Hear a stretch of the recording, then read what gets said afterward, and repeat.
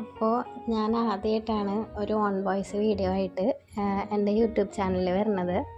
അപ്പോൾ നിങ്ങൾ തമ്പ്നെയിലിൽ കണ്ടതുപോലെ തന്നെ ഞങ്ങൾ ആറ്റുകാൽ പൊങ്കാലയ്ക്ക് പോയിക്കൊണ്ടിരിക്കുകയാണ്. രാവിലത്തെ 3 മണിയുടെ ട്രെയിനാണ് പോയത്. ഒരു 9 മണിയാകുമ്പോഴേക്കും ഞങ്ങളവിടെ എത്തി.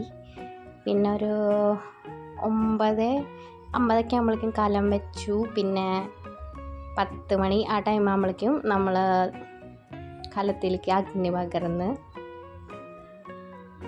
പിന്നെ വെള്ളം ഒഴിച്ച് അതിലേക്ക് പായസം ഉണ്ടാക്കുമ്പോൾ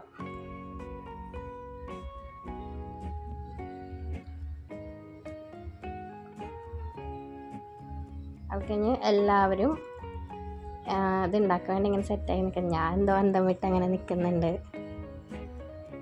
പിന്നെ അഗ്നി ഇപ്പോഴേ പകർന്നുള്ളൂ കേട്ടോ. അഗ്നി അങ്ങനെ വന്നു.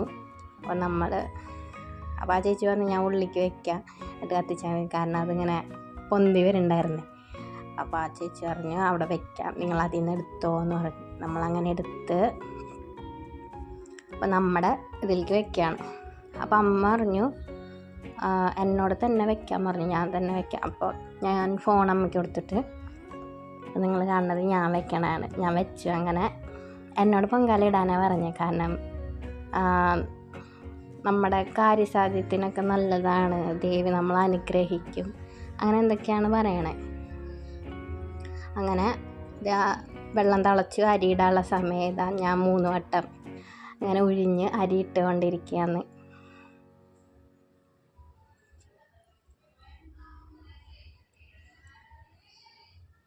രണ്ടാമത്തെ വട്ടം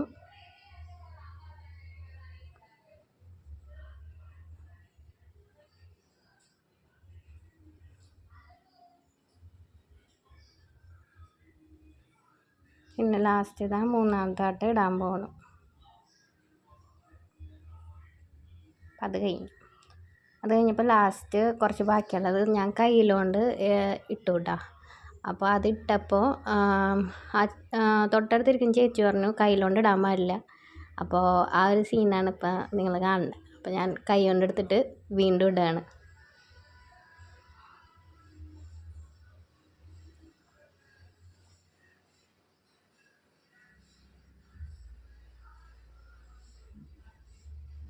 അതിൽ കവറിൽ ഫുള്ള് വെള്ളമായിരുന്നു കേട്ടോ. അതുകൊണ്ട് അത് എടുക്കാത്തൊരു ബുദ്ധിമുട്ടായിരുന്നതാ. ഞാനവിടെ ഫുള്ളെല്ലാം ബാക്കി. അപ്പം അമ്മ മാറ്റി വെച്ച് അത് എടുക്കണ്ട പറഞ്ഞു, വെള്ളമുള്ള ഭാഗം. അങ്ങനെ അരി ഇട്ടു. ഇനി അത് വെന്ത് വരുന്നവരെ വെയിറ്റ് ചെയ്യണം. ബാക്കി എല്ലാവരെയും സെറ്റ് ചെയ്ത് കൊണ്ടിരിക്കുകയാണ്.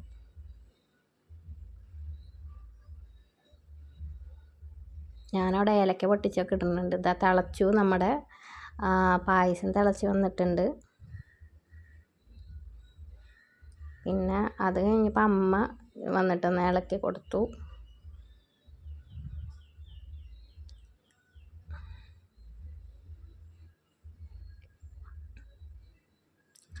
പുകയാണെങ്കിൽ ഭയങ്കര പുകയാ, ഒരു രക്ഷയില്ല. നമ്മുടെ പായസം റെഡി ആയിട്ടുണ്ട്. പിന്നെ അത് അമ്പലത്തിൽ നിന്ന് തെളിക്കാൻ വന്നു. അതൊക്കെ കഴിഞ്ഞ് നമ്മൾ ദേവിയുടെ അനുഗ്രഹമൊക്കെ കിട്ടി അങ്ങനെ വീട്ടിലേക്ക് മടങ്ങുകയാണ്. അപ്പോൾ രാത്രി നമ്മളൊന്ന് ഫുഡ് കഴിക്കാൻ ഇറങ്ങിയതാണ്. പിന്നെ ഇത് ട്രിവാൻഡ്രം സെൻട്രൽ, അവിടെ നിന്ന് കുറച്ച് വീഡിയോസൊക്കെ എടുത്ത് ഇനി അടുത്ത വർഷത്തെ കാത്തിരിപ്പിനായിട്ട് നമ്മളിങ്ങനെ അടുത്ത വർഷം വരാൻ പറ്റും എന്നുള്ളൊരു പ്രതീക്ഷയിൽ നമ്മൾ ആറ്റുകാൽ വിട്ടു പോകുന്നു.